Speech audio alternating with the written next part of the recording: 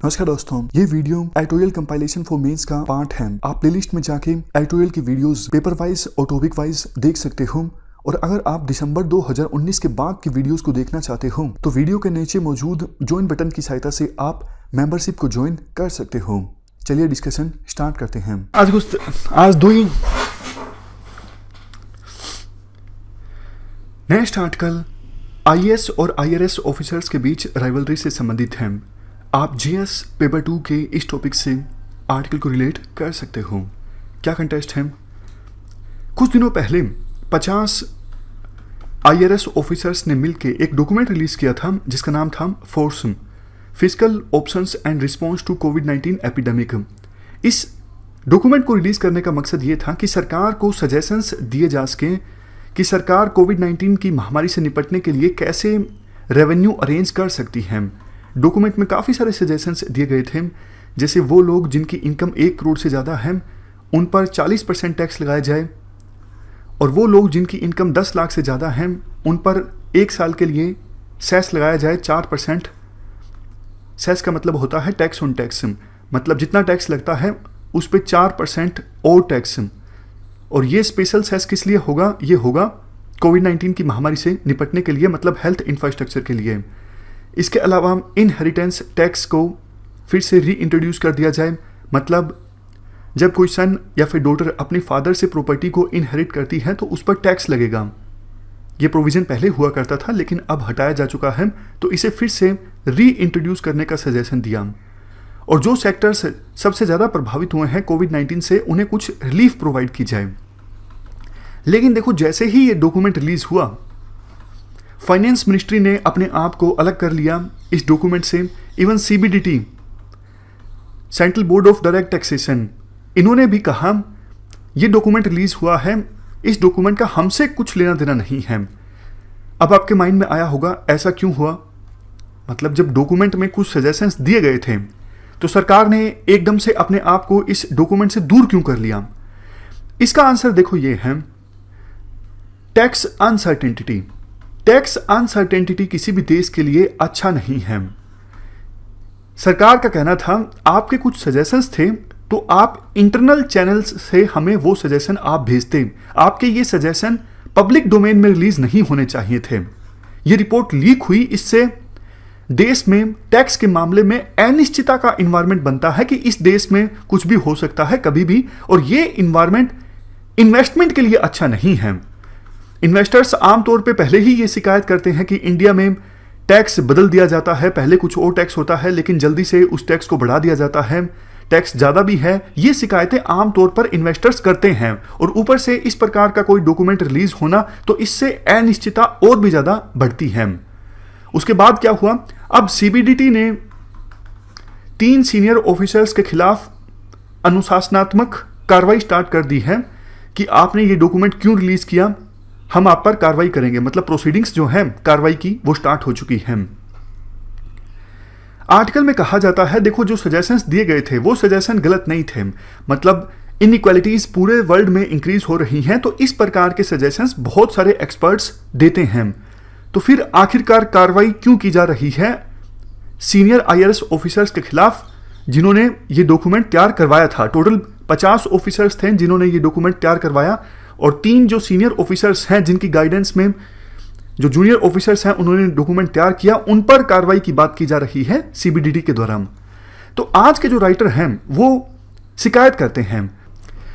Writer का कहना है फाइनेंस मिनिस्ट्री में आईएएस ऑफिसर्स को ज़्यादा तवज्जो दी जाती है जबकि आईआरएस ऑफिसर्स को कम तवज्जो दी जाती है।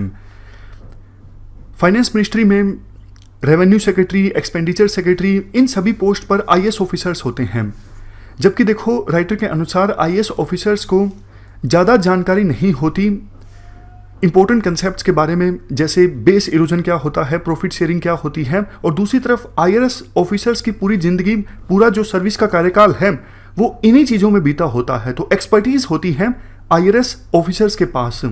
बावजूद इसके जब बजट प्रेजेंट किया जाता है वित्त मंत्री के द्वारा और उसके बाद जो प्रेस ब्रीफिंग होती है उसमें वित्त मंत्री के साथ आईएएस ऑफिसर होते हैं और आईआरएस ऑफिसर कहीं भी दिखाई नहीं देते हैं।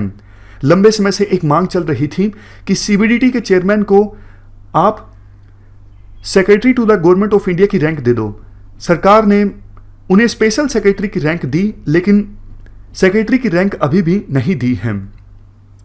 इसके अलावा राइटर ये कहते हैं, देखो फाइनेंस मिनिस्ट्री में आईएएस ऑफिसर को ज़्यादा तवज्जो दी जाती है। इसी का नतीजा है कि हमारे देश में इनकम टैक्स लॉज जो हैं वो यूनिफाइड नहीं है, बहुत ज़्यादा कॉम्प्लिकेटेड हैं। काफ़ी बार पिछले कुछ सालों में ये देखने को मिला है कि सरकार कुछ फैसला लेती है, जैसे पिछले साल जुलाई में जो बजट प्रेजेंट किया गया था उसमें टैक्स संबंधित काफ़ी सारे रेडिकल स्टेप्स लिए गए थे, लेकिन बहुत जल्द उन स्टेप्स को वापस ले लिया सरकार ने।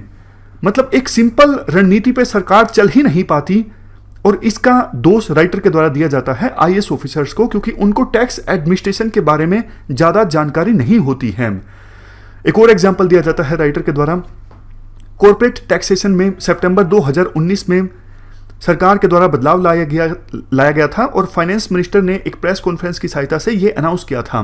लेकिन बाद में क्या हुआ, बाद में सीबीडीटी ने एक प्रेस रिलीज जारी की उन टैक्सेशन लॉज में फिर से बदलाव करने की, और बाद में एक ऑर्डिनेंस भी आया।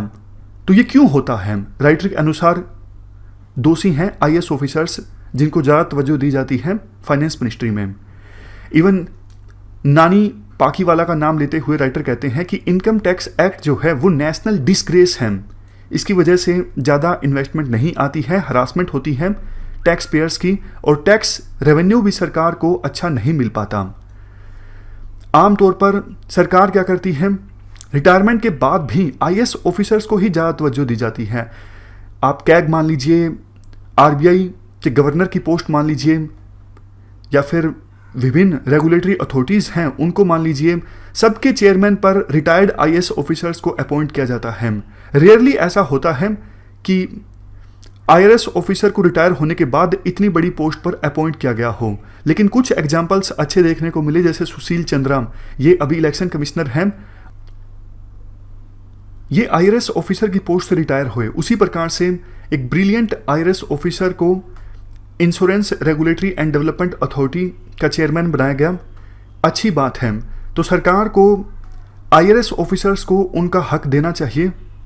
और देखो, आईआरएस ऑफिसर ज़्यादा अच्छे से काम कर सकते हैं अगर उनको लीडरशिप सौंपी जाए फाइनेंस मिनिस्ट्री में, क्योंकि वो स्पेशलिस्ट हैं।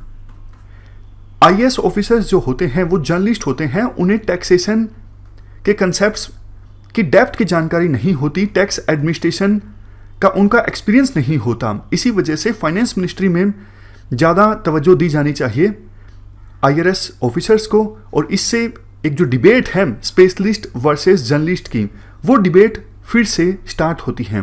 तो ये थी हमारी आज की डिस्कशन। फिलहाल इस डिस्कशन में इतना ही है। Thank you very much for discussion. इस डिस्कशन में फिलहाल इतना ही है। Thank you very much for discussion.